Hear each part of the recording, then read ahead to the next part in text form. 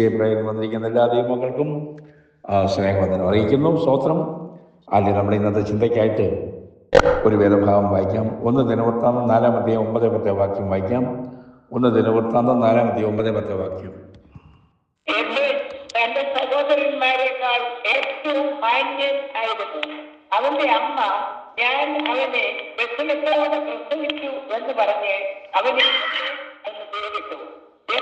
ഇസ്രായേലിന്റെ ദൈവത്തോടെ, നീ എന്നെ നിശ്ചയമായി അനുഗ്രഹിച്ച് എന്റെ അതും വിസ്താരമാക്കി നിന്റെ കൈ എന്നോടുകൂടെ ഇരുന്ന് അനർത്ഥം എനിക്ക് വ്യസന കാരണമായി തീരാതെ വണ്ണം എന്നെ കാക്കുകയും ചെയ്താൽ കൊള്ളായിരുന്നു എന്ന് അപേക്ഷിച്ചു. അവൻ അപേക്ഷിച്ചതിന് ദൈവം അവന് നൽകി. ആമേൻ. Thank U.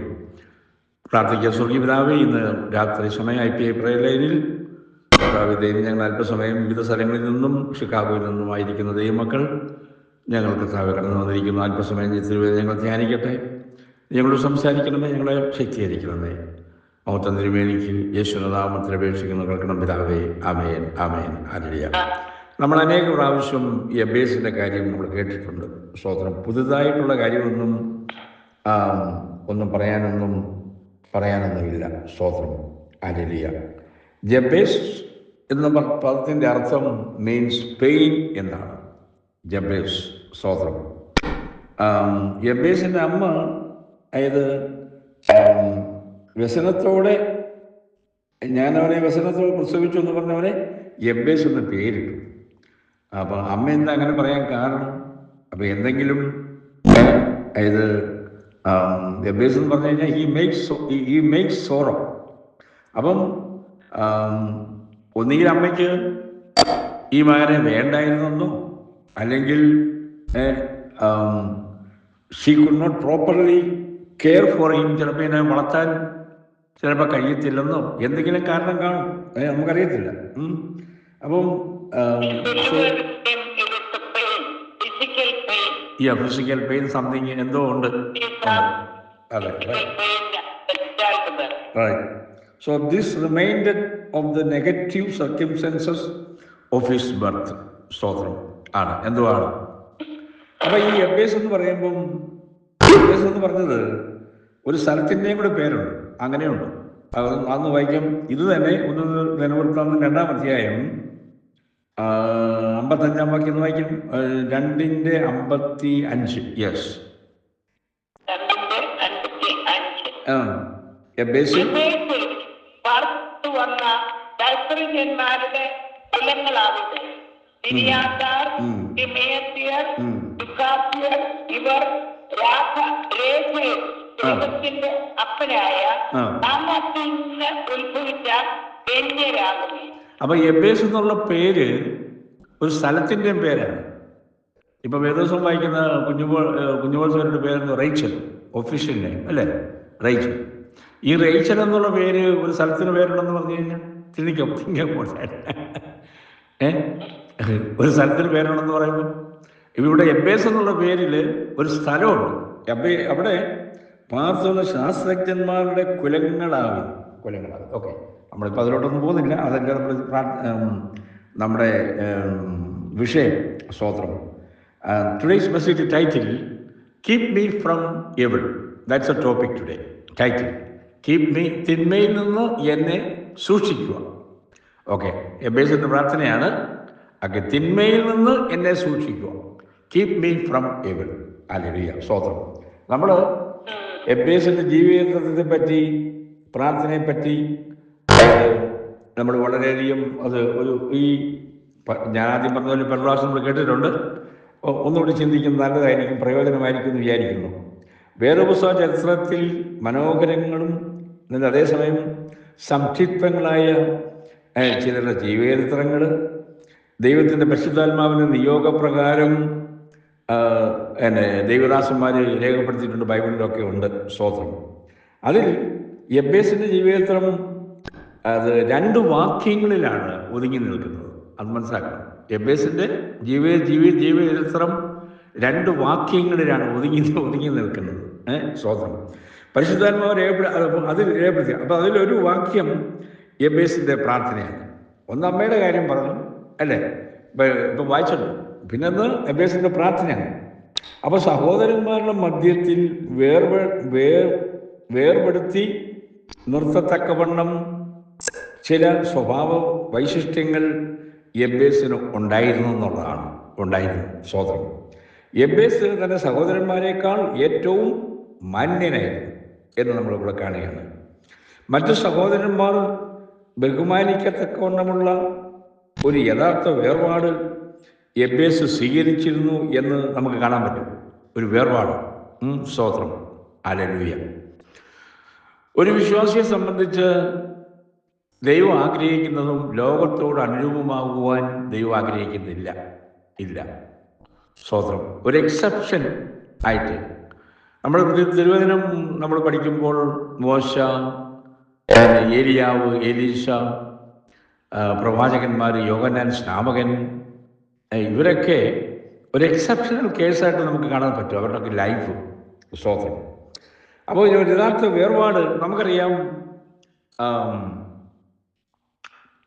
അതായത് ഇപ്പം വെളിപ്പാട് പുസ്തകത്തിൽ 14 അധ്യായത്തിൽ നമ്മൾ കാണുന്നുണ്ട് 144,000 പേര് യേശുവിനെ അനുഗമിക്കുന്നവരെ കാണുന്നുണ്ട്. നമ്മൾ പഠിച്ചു കഴിഞ്ഞാൽ ആരാണ് യേശുവിനെ അനുഗമിക്കുന്നത്? അനുഗമിക്കാൻ യോഗ്യത, അതും സിയോനിൽ അനുഗമിക്കുന്നു എന്ന് വായിക്കുമ്പം നമുക്ക് കോമൺ സെൻസിൽ തന്നെ നമുക്ക് ചിന്തിക്കാൻ പറ്റും. സ്തോത്രം. ആരാണ് ഇവര്? ഈ 144,000 പേര്. അവര് വായിക്കും. പിന്നെ ഞാൻ സിയോൻ മലയിൽ കുഞ്ഞാടും അവനോടുകൂടെ വ്യക്തിയും അവന്റെ നാമവും പിതാവിന്റെ നാമവും എഴുതിയിരിക്കുന്ന 144,000 പേരിൽ നിൽക്കുന്നത് കണ്ടു. പെരുവെള്ളത്തിന്റെ ഇരച്ചിൽ പോലെയും വലിയൊരു ഇടിമുഴക്കം പോലെയും സ്വർഗത്തിൽ നിന്ന് ഒരു ഘോഷം കേട്ടു. ഞാൻ കേട്ട ഘോഷം വലിയന്മാർ വീണ വീട്ടുന്നത് പോലെ ആയിരുന്നു. അവർ സിംഹാസനത്തിനും 4 ജീവികൾക്കും മൂപ്പന്മാർക്കും മുൻപാകെ ഒരു പുതിയ പാട്ടുപാടി. ഭൂമിയിൽ നിന്ന് വിലയ്ക്ക് വാങ്ങിയിരുന്ന 144,000 പേർക്കല്ലാതെ ആർക്കും ആ പാട്ട് പഠിക്കാൻ കഴിയില്ല. അവർ കന്യകമാരാകിയാൽ സ്ത്രീകളോടുകൂടെ മാലിന്യപ്പെടാത്തവർ. കുഞ്ഞാട് പോകുന്നിടത്തൊക്കെയും അവർ അതിനെ അനുസരിക്കുന്നു. അവരെ ദൈവത്തിനും കുഞ്ഞാടിനും ആദ്യഫലമായി മനുഷ്യന്റെ ഇടയിൽ നിന്ന് വീണ്ടെടുത്തിരിക്കുന്നു. ഓർത്ത് അവരുടെ വായിൽ ഉണ്ടായിരുന്നില്ല. അവർ കളങ്കമില്ലാത്തവർ തന്നെ. കളങ്കമില്ലാത്തവര്. നമ്മളൊരു കാര്യം ചിന്തിക്കണം. ഇതിനെക്കുറിച്ച് നമ്മൾ ചിന്തിക്കുമ്പോൾ, ഞാൻ ഇന്നലെ രാത്രി ഇരുന്ന് ഇതിനെക്കുറിച്ച് ഇങ്ങനെ ചിന്തിക്കുക. എന്താ അറിയോ? ഈ 144,000 പേര് നമ്മൾ കർത്താവ് പറഞ്ഞിട്ടുണ്ട്, ജന്മന ഷണ്ണന്മാരായിട്ടുള്ളവരുണ്ട്. ദൈവവേലയ്ക്ക് വേണ്ടി ഷണ്ണന്മാരായി സമർപ്പിച്ചിട്ടുള്ളവരുണ്ട്. രാജാവിൻ്റെ കൊട്ടാരത്തിൽ ഷണ്ണന്മാരായിട്ടുള്ളവരുണ്ട്. നമുക്കറിയാം, ഉണ്ട്.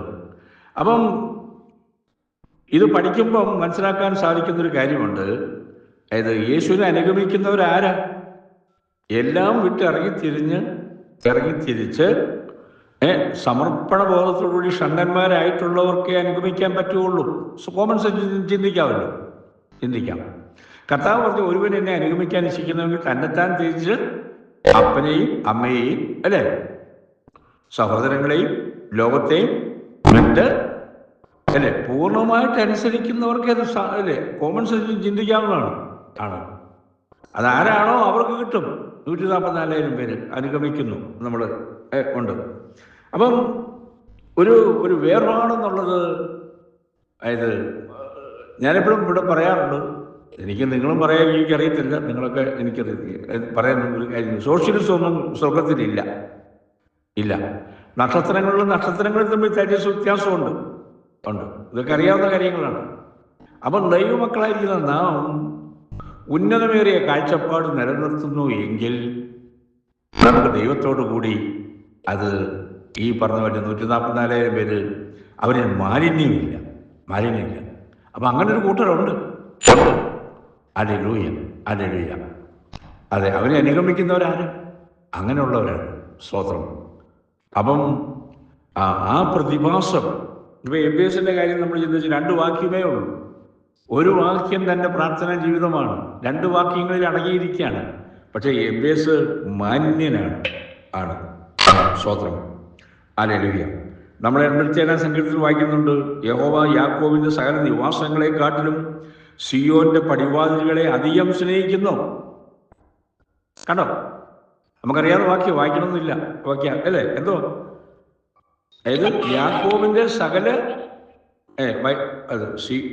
അതെ യാക്കോബിന്റെ നിവാസം സകല നിവാസം വിശുദ്ധ പർവ്വതത്തിൽ സ്ഥാപിച്ച നഗരത്തെ സിയോന്റെ പടിവാതിലുകളെ തന്നെ യാക്കോബിന്റെ സകല നിവാസികളെക്കാളും അധികം സ്നേഹിക്കുന്നു.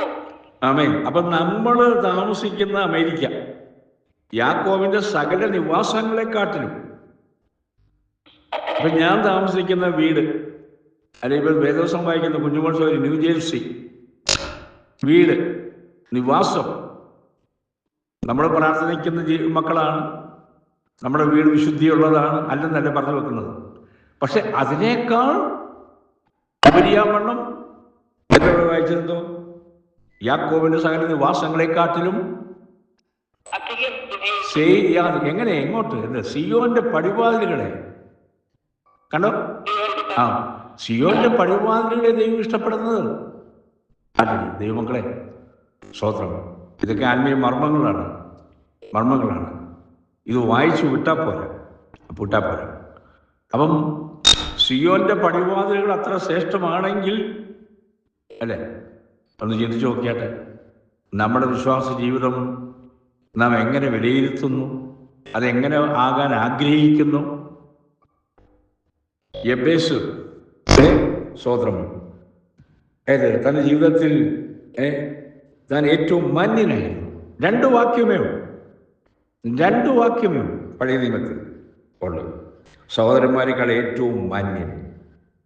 അപ്പം സഹോദരന്മാർ മാനിക്കത്തക്കവണ്ണം യഥാർത്ഥ വേർപാട് യബ്ബേസ് സ്വീകരിച്ചു എന്ന് നമുക്ക് കാണാൻ പറ്റും. യബ്ബേസിന്റെ പ്രാർത്ഥന 4-5 കാര്യം നമുക്ക് കാണാൻ പറ്റും ഉണ്ട്. സ്തോത്രം. അത് നമ്മളെക്കുറിച്ചുള്ള ദൈവ ഉദ്ദേശം ഇങ്ങനെയുള്ള ഒരു സ്വഭാവവിശേഷത നമ്മൾ ആഗ്രഹിക്കുന്നുണ്ടോ? ഈ ഒരു സ്വഭാവവിശേഷത നമ്മളെക്കുറിച്ച് ജീവന്റെ പുസ്തകത്തിൽ എഴുതപ്പെടുമോ? ജീവന്റെ പുസ്തകത്തിൽ നമ്മളെക്കുറിച്ച് ഇങ്ങനെ ഒരു പ്രസ്താവന എഴുതി വെക്കുമോ ദൈവമക്കളെ? ഒരൊറ്റ വാചകമായാലും മതി. സ്തോത്രം. ഹല്ലേലൂയ. നാം മറ്റു വിശ്വാസികളെ പോലെ ആത്മീയരായിരുന്നാൽ പോരായോ എന്ന് ചിന്തിക്കും. ഇപ്പൊ നിങ്ങൾ വിചാരിക്കുന്ന, നിങ്ങൾ വിശ്വസിക്കുന്ന ഏതെങ്കിലും ഔട്ട്സ്റ്റാൻഡിങ് ക്യാരക്ടറോ ഔട്ട്സ്റ്റാൻഡിങ് ഫിഗറായിട്ടുള്ള പ്രാസംഗികരോ അല്ലെങ്കിൽ ആരാണോ ഹൂവർട്ടി, ഞാനിപ്പം പേര് പറയേണ്ട ആവശ്യമൊന്നുമില്ലല്ലോ, ആരെങ്കിലും ആട്ടെ. സ്തോത്രം. അപ്പം അവരെ പോലെ ആയിരുന്നാൽ പോരായോ എന്ന് ഒന്ന് ചിന്തിക്കുന്നിരിക്കട്ടെ. ഓക്കെ, എനിക്ക് സാധു സുന്ദർ സിംഗിനെ പോലെ എനിക്ക് ഏറ്റവും ഇഷ്ടപ്പെടുന്നൊരു ക്യാരക്ടറാണ് സാധു സുന്ദർ സിംഗ്. ഞാൻ കണ്ടിട്ടില്ല, നമുക്കറിയാം. പക്ഷെ ജീവചരിത്രം വായിക്കുമ്പോൾ അദ്ദേഹം ആരായിരുന്നു നമുക്ക് മനസ്സിലാക്കാൻ പറ്റും. എന്നെ സംബന്ധിച്ച് ഞാൻ പറഞ്ഞത് സാധു സുന്ദർ സിംഗ് എനിക്ക് ഏറ്റവും ഇഷ്ടപ്പെട്ട ക്യാരക്ടറാണ്. അപ്പം ഞാനിപ്പോൾ പറയാണ്, സാധു സുന്ദർ സിംഗിനെ പോലെ ഞാനായ പോരെ എന്ന് ഞാൻ ചിന്തിച്ചാൽ ആകത്തില്ല. പോരായോ എന്ന് ചിന്തിച്ചു കഴിഞ്ഞാൽ അപ്പം അതായത് ഇന്ന് പല വിശ്വാസികൾക്കും ആത്മീയ അറമ്പതനത്തിലേക്ക് ആനയിക്കുന്നുണ്ടോ? മാനസാന്തരത്തിൽ രക്ഷ പ്രാപിക്കാം. മാനസാന്തരപ്പെട്ട ശാനപ്പെട്ടവരുടെ രക്ഷ പ്രാപിക്കും, സ്വർഗത്തിൽ പോകും. ഓക്കെ, അതിൽ അങ്ങ് തൃപ്തി അടഞ്ഞിരിക്കുന്നു. അതല്ല നമ്മൾ പറയുന്നത്. യബ്ബേസ് മറ്റുള്ളവരെക്കാൾ മാന്യനായിരുന്നു. ഇപ്പോൾ വെളിപ്പാട് പുസ്തകത്തിൽ വായിച്ചു, യേശുവിനെ അനുഗമിക്കുന്നവർ ആരാണ്? അവർ ചിന്തയിൽ മാലിന്യമില്ലാത്തവരാണ്, ശ്രേഷ്ഠന്മാരാണ്, ഔട്ട്സ്റ്റാൻഡിങ് ഫിഗേഴ്സാണ്. Oh glory, hallelujah. ഇത് നമുക്ക് പ്രാപിച്ചെടുക്കാൻ പറ്റുമോ? ഇത് നമുക്ക് ആഗ്രഹിക്കാൻ പറ്റുമോ നമ്മുടെ ആത്മീയ ജീവിതത്തിൽ? അത് അല്ലെങ്കിൽ എനിക്ക് ഇന്നേപോലെ ആയാൽ മതി, അതാണോ നമ്മൾ ചിന്തിക്കുന്ന ദൈവമക്കളെ? ഹല്ലേലൂയ. സ്തോത്രം. അപ്പം പ്രാർത്ഥന ജീവിതത്തിൽ നിന്നും, കൂട്ടായ്മ ജീവിതത്തിൽ നിന്നും, ഉപവാസ ജീവിതത്തിൽ നിന്നും, ചില വിശ്വാസികൾ വിരമിക്കുന്നുണ്ട്. ഞാൻ അവരെ പോലൊക്കെ തന്നെയാണ്, അതിനെക്കാട്ടും നന്നായിട്ട് ജീവിക്കുന്നുണ്ട്. അതല്ല മാനദണ്ഡം. നല്ലത് തന്നെ, നല്ലതിനെ മുറുകെ പിടിക്കാം, നല്ലതിനെ ഫോളോ ചെയ്യാം, കുഴപ്പമൊന്നുമില്ല. പക്ഷേ സ്വതന്ത്രം ഈ 144,000 പേരുടെ കാര്യം എന്താ പറയാൻ കാരണം എന്നാ? അവർ ഔട്ട്സ്റ്റാൻഡിങ് ഫിഗേഴ്സാണ്. ഹല്ലേലൂയ അല്ലേ? കുഞ്ഞോത്സവനെ അവരുടെ ക്വാളിറ്റി ഒന്നുകൂടെ ഒന്ന് വായിക്കും. കുഞ്ഞോത്സവനെ എന്താ ഈ പറയുന്നത് ചിലർക്ക് മനസ്സിലാവും. അതൊന്ന് 14 അധ്യായം ഒന്ന് വായിച്ചേ. ചില അവരുടെ ക്വാളിറ്റി ഒന്ന് വായിച്ചേ. ഞാൻ ജീവൻ മലയിൽ കുഞ്ഞാടും അവനോടുകൂടെ വ്യക്തിയും അവന്റെ നാമവും പിതാവിന്റെ നാമവും എഴുതിയിരിക്കുന്ന 144,000 പേര് നിൽക്കുന്നത് കണ്ടു. അവന്റെ നാമവും പിതാവിന്റെ നാമവും വ്യക്തിയും എഴുതിയിരിക്കുന്നു. രണ്ടാമത്, പെരുവെള്ളത്തിന്റെ ഇരുത്തി പോലെയും വലിയൊരു ഇടിമുഴക്കം പോലെയും സ്വർഗത്തിൽ നിന്ന് ഒരു കോശം കേട്ടു. ഞാൻ കേട്ട കോശം സൈനികന്മാർ വീണുന്നത് പോലെ ആയിരുന്നു. അവർ സിംഹാസനത്തിനും 4 ജീവികൾക്കും മൂപ്പന്മാർക്കും മുൻപാകെ ഒരു പുതിയ പാട്ട് പാടി.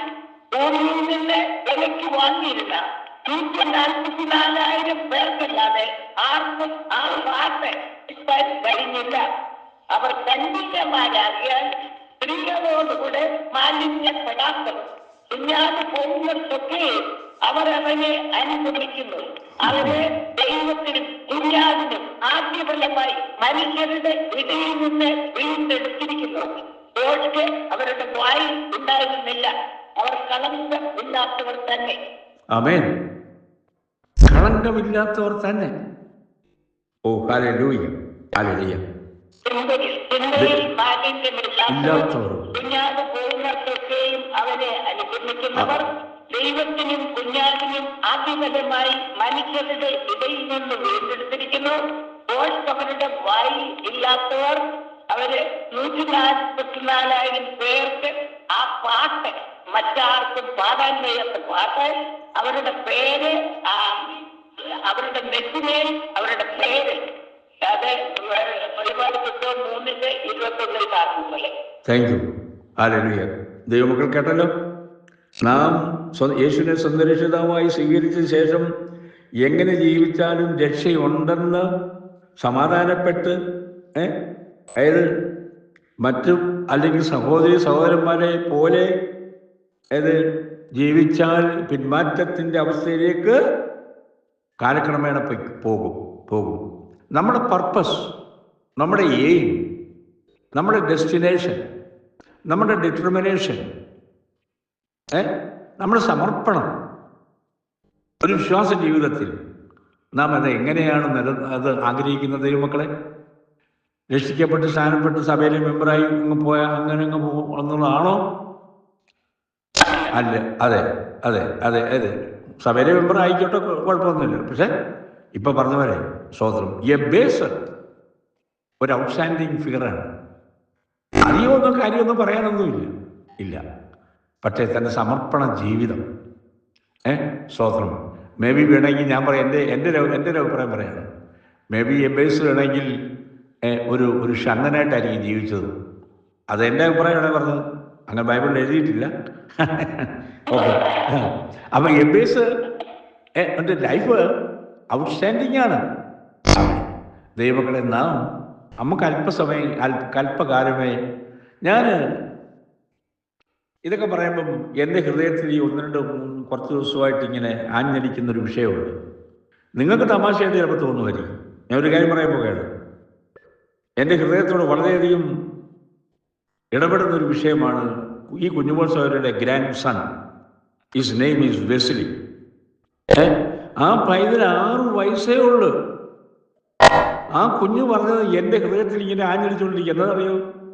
കാര്യം ആരും പറയാത്തതായ ഒരു കാര്യം ഒരു കുട്ടിക്കും മനസ്സിലായി. ഈ റാപ്ചറിനെ കുറിച്ച് ഒരു മനുഷ്യർക്കും റാപ്ചർ എന്ന് പറഞ്ഞു കഴിഞ്ഞാൽ സാമാന്യപ്പെട്ട വിശ്വാസികൾക്ക് പോലും ഇപ്പൊ മാർത്തോമായിരോ യാക്കോബായിരോ ഉള്ളവരോട് ചോദിച്ചത് എന്തോ റാപ്ചർ എന്ന് ചോദിച്ചു കഴിഞ്ഞാൽ അവർക്കറിയാമെന്ന് എനിക്കറിയില്ല, കേൾക്കണോ?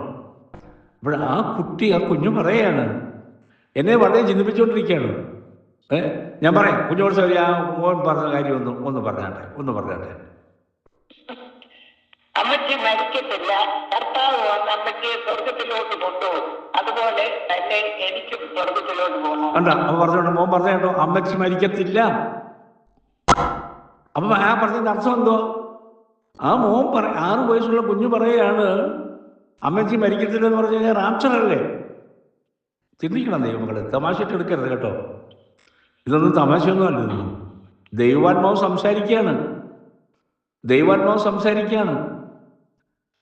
അപ്പം ഇന്നത്തെ ഈ കാലഘട്ടങ്ങളിലേക്ക് നമ്മൾ നോക്കുമ്പം യുദ്ധവും പ്രശ്നങ്ങളും ഒക്കെ ഉണ്ടായിക്കൊണ്ടിരിക്കുകയാണ്. എന്തൊക്കെയാണ് സംഭവിക്കുന്നത് നമുക്കറിയത്തില്ല. അതുകൊണ്ട് യുദ്ധം ഉണ്ടായതുകൊണ്ട് കർത്താവ് വരുന്നല്ലോ ഞാൻ പറഞ്ഞു നോക്കുന്നത്, അതൊന്നുമല്ല. പക്ഷെ ഒരു കാര്യം, ഒരു കുഞ്ഞിൻ്റെ ഹൃദയത്തിൽ അമ്മച്ചി മരിക്കത്തില്ല എന്ന് പറയണമെന്നുണ്ടെങ്കിൽ തിങ്കപ്പോട്ടെ. ഓ ഹല്ലേലൂയ. അത് ഇങ്ങനെ പലപ്പോഴും ഇതിങ്ങനെ എൻ്റെ ഹൃദയത്തിലോട്ട് ആഞ്ഞടിച്ചുകൊണ്ടിരിക്കുകയാണ്. കാര്യം കർത്താവ് ഉടനെ എപ്പം വേണേലും വരും എന്നുള്ളതായി ഇങ്ങനെ എന്നെ പരിചയം. എൻ്റെ കാര്യം ഞാൻ പറഞ്ഞത് കേട്ടോ. ഓക്കെ, സ്വന്തം ഞാൻ ഇങ്ങനത്തെ ഒരു ഒരു ഒരു ഒരു ഒരു ഒരു സാക്ഷ്യമോ 6 വയസ്സുള്ള പ്രായമുള്ള ഒരു കുഞ്ഞോ പറയുന്നത് ഞാൻ കേട്ടിട്ടില്ല, ഇല്ല. ഓക്കെ, സ്വതന്ത്രം. അത് ഞാനിങ്ങനെ എൻ്റെ സ്വഭാവത്തിൽ ഞാനിത് പറഞ്ഞുകൊണ്ടേയിരിക്കും. നിങ്ങൾക്ക് ഇഷ്ടപ്പെട്ടാലും ഇഷ്ടപ്പെട്ടില്ലെങ്കിലും ഞാനിത് പറഞ്ഞുകൊണ്ടേയിരിക്കും. ഓക്കെ, സ്വതന്ത്രം. അപ്പം യബ്ബേസിൻ്റെ പ്രാർത്ഥന ഒരു ചെറിയ പ്രാർത്ഥനയാണെങ്കിലും എന്തുമാത്രം അതിൽ അർത്ഥഗംഭീരവും അതായത് സാരഗർഭവും ആയിട്ടുള്ള സ്പഷ്ടമായിട്ടുള്ള ഒരു പ്രാർത്ഥനയാണ് താൻ പ്രാർത്ഥിച്ചിരിക്കുന്നത്. ആണല്ലോ, സ്വതന്ത്രം. ചിലർ മണിക്കൂറുകൾ പ്രാർത്ഥിച്ചാലും ഒരൊറ്റ പോയിന്റ് പോലും അത് കാണത്തില്ല. ഓക്കെ, കാട് കയറുന്ന പ്രാർത്ഥന, പ്രസംഗങ്ങൾ, ഇങ്ങനെ ഇക്കാര്യങ്ങളിലൊക്കെ ഒരുപാടുണ്ട്. അതൊക്കെ പോട്ടെ, സ്തോത്രം. ചിലർ കുറേ കാര്യങ്ങൾ കുറേ മനഃപ്പാടമാക്കി വെച്ച് പ്രാർത്ഥിക്കുന്നവരുണ്ട്. ചിലർ മനഃപ്പാടമാക്കിയതിന് ശേഷം പ്രസംഗിക്കുന്നവരുണ്ട്. ഓക്കെ, ഇപ്പം ഞാനിപ്പം ഈ ടോപ്പിക്ക് ഈ കഴിഞ്ഞ ആഴ്ചത്തെ പോലെ തന്നെ എന്നെ പഠിച്ച് മെഡിറ്റേറ്റ് ചെയ്ത് വന്ന രീതിയിലല്ല ഇപ്പം വന്നുകൊണ്ടിരിക്കുന്നത്. അതിന് 10-1 പോലും ആയിട്ടില്ല ഈ ടോപ്പിക്കിൻ്റെ കാര്യം. പഠിച്ചു വന്ന രീതിയിലല്ല ഈ പ്രസംഗിക്കുന്നതെന്ന് പറഞ്ഞതിനർത്ഥം. ഞാൻ ഈ പറഞ്ഞുകൊണ്ട് വരുന്നത് ദൈവാത്മാവ് എന്നെ ഗൈഡ് ചെയ്യുന്നതനുസരിച്ച് ഞാനീ പറഞ്ഞുകൊണ്ടിരിക്കുന്നു. അതിന് പോയിന്റ് പിടികിട്ടി വിചാരിക്കുന്നു. പഠിച്ച് വന്ന് മനഃപ്പാടമാക്കി വന്ന് പ്രസംഗിക്കുന്ന അല്ല, അങ്ങനെ വന്നത്. പക്ഷെ അങ്ങനല്ല വരുന്നത്, മനസ്സിലാക്കണം. അങ്ങനെയല്ല വചനം ശുശ്രൂഷ വരുന്നത്. അപ്പം നമ്മൾ ആത്മപ്രചോദിതരായി അത് ആത്മപ്രചോദിതമില്ലാത്ത അല്ല പരിശുദ്ധാത്മാവ് ഗൈഡ് ചെയ്യാത്ത പ്രാർത്ഥന, പ്രസംഗങ്ങൾ, അതെല്ലാം വ്യർത്ഥമാണ്. മനസ്സിലാക്കണം. എന്നെ കൂടെ ഉൾപ്പെടുത്തിക്കൊണ്ടാണ് പറയുന്നത് കേട്ടോ. ഇവിടെ ആരെ ഉദ്ദേശിച്ചെന്നല്ലോ പറയുന്നത് അല്ല. പരിശുദ്ധാത്മാവിൻ്റെ ഗൈഡൻസിൽ നമ്മൾ പ്രാർത്ഥിക്കണം, പരിശുദ്ധാത്മാവിൻ്റെ ഗൈഡൻസിൽ നമ്മൾ പ്രസംഗിക്കണം. സ്തോത്രം. യബ്ബേസിൻ്റെ പ്രാർത്ഥന അതൊരു ഒരു ഉദാഹരണമാണ്. സ്തോത്രം. 4 കൂട്ടം കാര്യം യബ്ബേസിൻ്റെ പ്രാർത്ഥനയിൽ നമുക്ക് കാണാൻ പറ്റും. സ്തോത്രം. അതായത് 10-ാം വാക്യം വായിച്ച സോറി. ദൈവത്തോടെ നീ എന്നെ നിശ്ചയമായി അനുഗ്രഹിക്കേ, എന്റെ അത് വിസ്താരം ആക്കുകയും നിന്റെ കൈ എന്നോടുകൂടെ ഇരുന്ന് അനർത്ഥം എനിക്ക് വ്യസന കാരണമായി തീരാതെ വണ്ണം എന്നെ സാക്ഷി ചെയ്താൽ കൊള്ളാമായിരുന്നു. അവന് നൽകി. 4-5 കൂട്ടം കാര്യത്തില് ബ്ലസ് മീ, എന്നെ നിശ്ചയമായി അനുഗ്രഹിക്കണം. അനുഗ്രഹിക്കണമെന്നല്ല, എങ്ങനെ? നിശ്ചയമായി അനുഗ്രഹിക്കണം.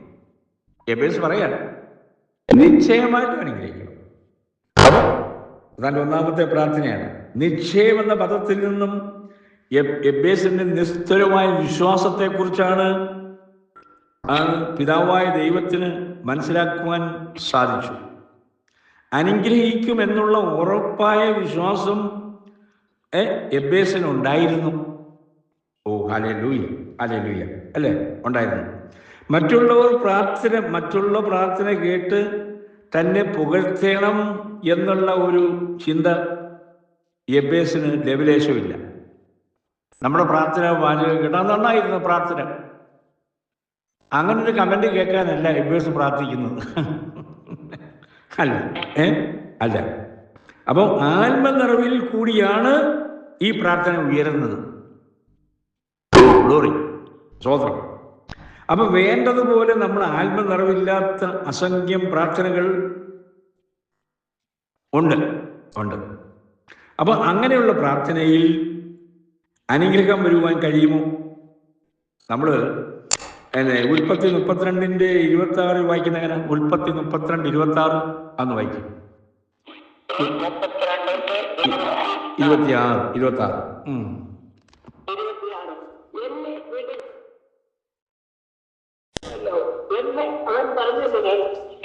എന്നെ അനുഗ്രഹിച്ചല്ലാതെ ഞാൻ നിന്നെ വിടുകയില്ല എന്ന് പറഞ്ഞു. നീ എന്നെ അനുഗ്രഹിച്ചിട്ടല്ലാതെ, അനുഗ്രഹം വരുവാൻ, അതെ, അനുഗ്രഹം അത് ഞാൻ വിടത്തില്ല. യാക്കോബ് ദൈവത്തോട് പറയാണ്. അതെ. അപ്പം ഇങ്ങനെ ഉറപ്പായ ഒരു നിലവിളി അല്ലെങ്കിൽ ഒരു അപേക്ഷ നമുക്ക് ആവശ്യമാണ്. ഓ, നീ എന്നെ അനുഗ്രഹിക്കണം. ഓ ഗ്ലോറി, ഹല്ലേലൂയ, സ്തോത്രം. എബേസ് പ്രാർത്ഥിച്ചല്ലോ, നീ എന്നെ നിശ്ചയമായിട്ട് അനുഗ്രഹിക്കണം. ഇവിടെ യാക്കോബ് പ്രാർത്ഥിക്കുകയാണ്, അല്ലേ? സ്തോത്രം. നീ എന്നെ അനുഗ്രഹിക്കണം,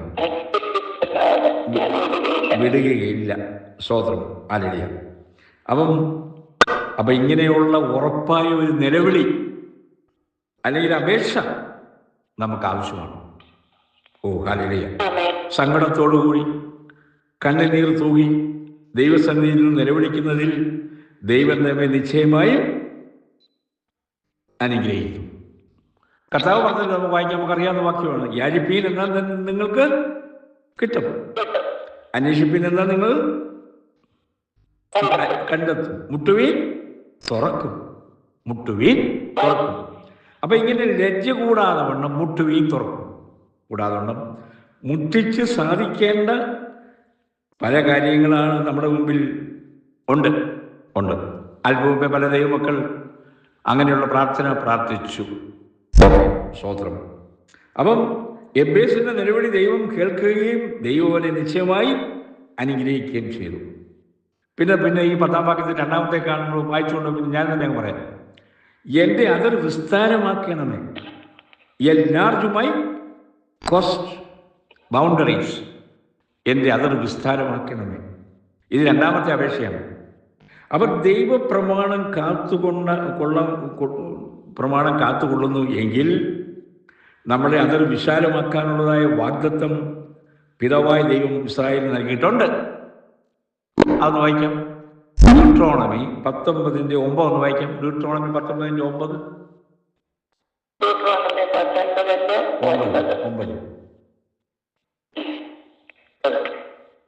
നിന്റെ പിതാക്കന്മാരോട് സത്യം ചെയ്തതുപോലെ നിന്റെ അതിർ വിശാലമാക്കി നിന്റെ പിതാക്കന്മാർക്ക് കൊടുക്കുമെന്ന് വാഗ്ദത്തം ചെയ്ത ദേശം ഒക്കെ നിനക്ക് തന്നാൽ നീ ഈ 3 പട്ടണങ്ങൾ കൂടാതെ വേറെ തിരിക്കണം. അപ്പൊ അതൊരു വാഗ്ദത്തം കൊടുത്തിരിക്കണം. അതൊരു വിസ്താരമാക്കുമെന്ന് ഇസ്രായേലിന് കൊടുത്ത വാഗ്ദത്തമാണ്. ഇപ്പൊ അവർക്ക് പാവപ്പെട്ട ഇസ്രായേലിന് ചെറിയ ഒരു കേരളത്തിന്റെ 3/1 ഉണ്ട് ഇസ്രായേൽ. ഇന്ന് അവരവിടെ അത് വെച്ചുകൊണ്ടാണ് ഫൈറ്റ് ചെയ്യുന്നു. ദൈവം അബ്രഹാമിന് വാഗ്ദത്തം കൊടുത്തിരിക്കുന്ന ഇന്നത്തെ ഇറാൻ ഈ ഏരിയയൊക്കെ വെച്ചുകൊണ്ടാണ് ദൈവം അബ്രഹാമിന് വാഗ്ദത്തം കൊടുത്തിരിക്കുന്നത്. അത് കിട്ടും, അവർക്ക് കിട്ടും, നമുക്കറിയാം. അതിലൂടെ ഞാൻ പോകുന്നില്ല. ആണ് അതൊരു വിസ്താരമായേ പറ്റൂ. ആമേൻ. ഇവിടെ ബേസ് പറയുകയാണ്, എൻ്റെ അതിർ വിസ്താരമാക്കണം. അപ്പം ഇസ്രായേൽ ന്യായപ്രമാണം അലക്ഷ്യമാക്കിയത് കൊണ്ട് അവർക്കത് കിട്ടിയില്ല. കിട്ടും, പക്ഷെ നഷ്ടപ്പെടുത്തി. ദൈവം നമ്മളോട് ചെയ്തിരിക്കുന്ന ഉടമ്പടി, നാം ദൈവവുമായി ചെയ്തിരിക്കുന്നതായ നമ്മൾ രക്ഷിക്കപ്പെട്ടപ്പം പറഞ്ഞു കാണുമല്ലോ, കർത്താവേ ഞാൻ നിനക്ക് വേണ്ടി ജീവിച്ചോളാം, ഞാനിത് സമർപ്പിക്കുന്നു എന്നാണല്ലോ നമ്മൾ സമർപ്പിക്കുന്നത്. അങ്ങനെയാണല്ലോ. അന്നെടുത്ത തീരുമാനം നമ്മൾ ബ്രേക്ക് ചെയ്തതുകൊണ്ട് പലപ്പോഴും നമ്മുടെ enlarge my coast ബൗണ്ടറി വിശാലമായിട്ടില്ല. പലപ്പോഴും നമ്മുടെ അടുത്ത തീരുമാനങ്ങൾ നമ്മൾ ബ്രേക്ക് ചെയ്തിട്ടുണ്ട്. അതുകൊണ്ട് വിശാലമായിട്ടില്ല. ഇസ്രായേലിന് അത് സംഭവിച്ചല്ലോ. അവർക്ക് വാഗ്ദത്തം കൊടുത്തായിരുന്നു, പക്ഷേ അവർ ബ്രേക്ക് ചെയ്തു. അവരുടെ പോകുന്നില്ല. അപ്പം തൻ്റെ ജനത്തോട് ദൈവത്തിനും തൻ്റെ ജനത്തോട് കോപവും ക്രോധവും ഉണ്ടായിട്ട് അല്ലേ ശിക്ഷ നൽകി. എങ്കിലും സ്തോത്രം, ദൈവം തൻ്റെ ജനത്തെ കോരിയെടുത്ത് താലോലിക്കുന്നത് അത് ദൈവമാണ്. സ്തോത്രം. അത് യെശയ്യാവ് 54:2 വായിച്ച്. യെശയ്യാവ് 54:2 വായിച്ച്.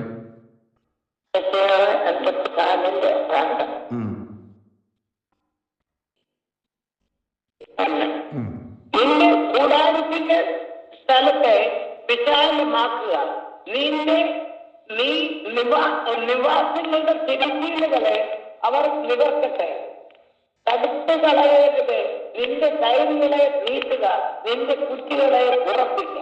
നിന്റെ കൂടാരത്തിന്റെ അതിർ വിശാലമാക്കുക. Glory, hallelujah. അതെ, അവർ ദൈവകൽപ്പനയനുസരിച്ച് ദൈവനാമ മഹത്വത്തിനു വേണ്ടി നാം ജീവിക്കുന്നു എങ്കിൽ നിശ്ചയമായും നമ്മുടെ അതിർ വിശാലമാക്കുവാൻ ദൈവത്തിന് കഴിയും.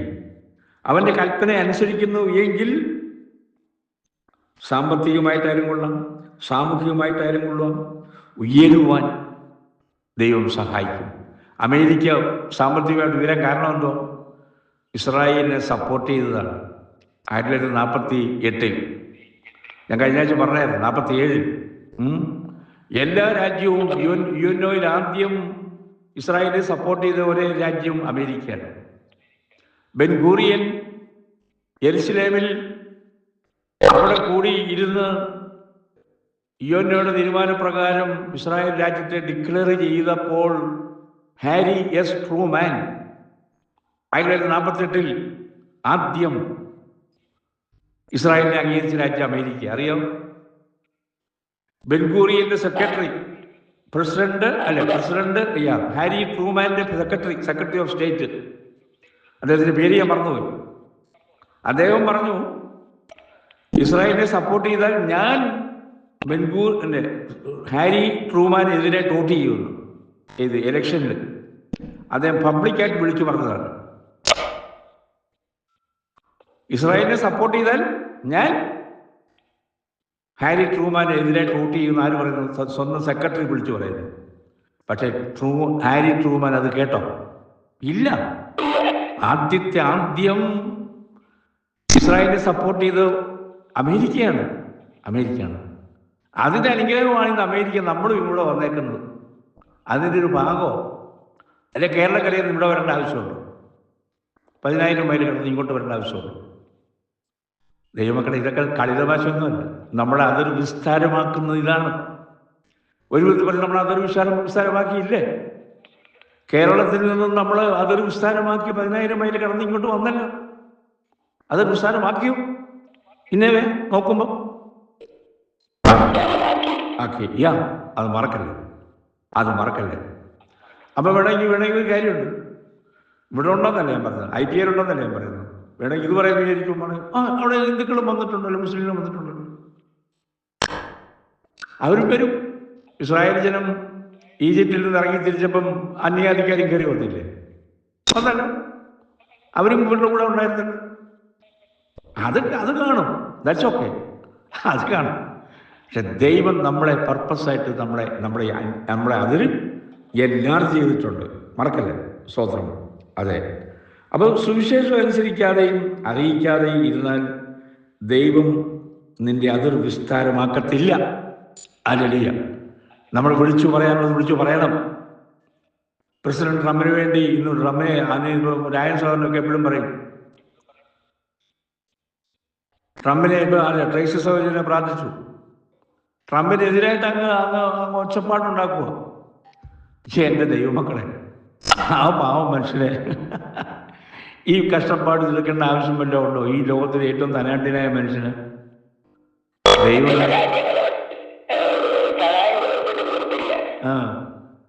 ഉണ്ടോ? ദൈവമാണ് ജയിപ്പിച്ചേക്കുന്നത്. മനസ്സിലാക്കണം. ഈ മീഡിയ ഒക്കെ പിശാചിന്റെ വായാണ്. ABC, NBC, CNN, Manorama, Janayugom, Deshabhimani, Mathrubhumi, ഇതെല്ലാം സാത്താൻ്റെ വായ. മനസ്സിലാക്കണം. ഓക്കെ, ഞാൻ അവസാനിപ്പിക്കുമ്പോൾ നമുക്ക് അതേ സമയം എടുക്കുക ശരിയല്ലല്ലോ. നിങ്ങൾ ഈസ്റ്റേൺ ടൈമിലുള്ളവർ, അതായത് ന്യൂയോർക്ക് ഒക്കെ പിന്നെ ന്യൂജേഴ്സിയിലൊക്കെ ഉള്ള ദൈവമക്കളുണ്ട്. നമ്മളവരുടെ സമയം ഞാൻ അവസാനിപ്പിക്കുക. ഞാൻ പറഞ്ഞല്ലോ, ഞാൻ ഉദ്ദേശിച്ച രീതിയിൽ അതിലും അങ്ങനെയല്ല വന്നത്. സ്തോത്രം. ഓക്കെ, ഞാൻ എൻ്റെ വാക്കുകൾ അവസാനിപ്പിക്കുകയാണ് ദൈവമക്കൾ. അതുകൊണ്ട് നമുക്ക് സ്തോത്രം. അതായത് മടിയൻ്റെ തലച്ചോറ് പിശാചിൻ്റെ തൊഴിൽശാലയാണ്. അറിയാമല്ലോ, മടിയൻ്റെ തലച്ചോറ് പിശാചിൻ്റെ തൊഴിൽശാലയാണ്. പിശാചിൻ്റെ തൊഴിൽശാലയാക്കല്ല. 6 വയസ്സുള്ള കുഞ്ഞു പറഞ്ഞത് കണ്ടോ? അമ്മച്ചി മരിക്കത്തില്ല. ദൈവം പ്രവർത്തിക്കുന്ന ആ കുഞ്ഞിന്റെ തലമണ്ടയിൽ. അമ്മച്ചി മരിക്കത്തില്ല, ഞാനും കൂടെ വരും. ആരേത് പറയുന്നത്? ആര് പറയും?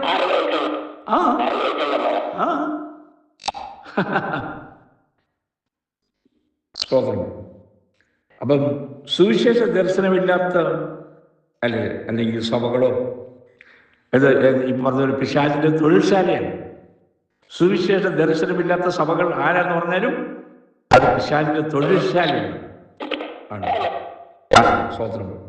ഞാൻ വാക്കുകൾ അവസാനിപ്പിക്കട്ടെ. നമുക്ക് ഉണർന്ന് എഴുന്നേൽക്കേണ്ട സമയം കഴിഞ്ഞിരിക്കുകയാണ്, അതിക്രമിച്ചിരിക്കുകയാണ്. കർത്താവേ, നമ്മളെ അതൊരു വിസ്താരമാക്കണമേ എന്ന് സ്തോത്രം. അതുപ്രകാരം അങ്ങനെ നമുക്ക് പ്രാർത്ഥിക്കാം, നമുക്ക് ആഗ്രഹിക്കാം. കർത്താവിൻ്റെ ദയ നമ്മോടുകൂടെ ഉള്ളതുകൊണ്ട് നമുക്ക് ഉണരാം. അവൻ്റെ ഓരോ ആയിരിക്കാം. ഹല്ലേലൂയ. നമുക്ക് ഏൽപ്പിച്ചു കൊടുക്കാം. സ്തോത്രം.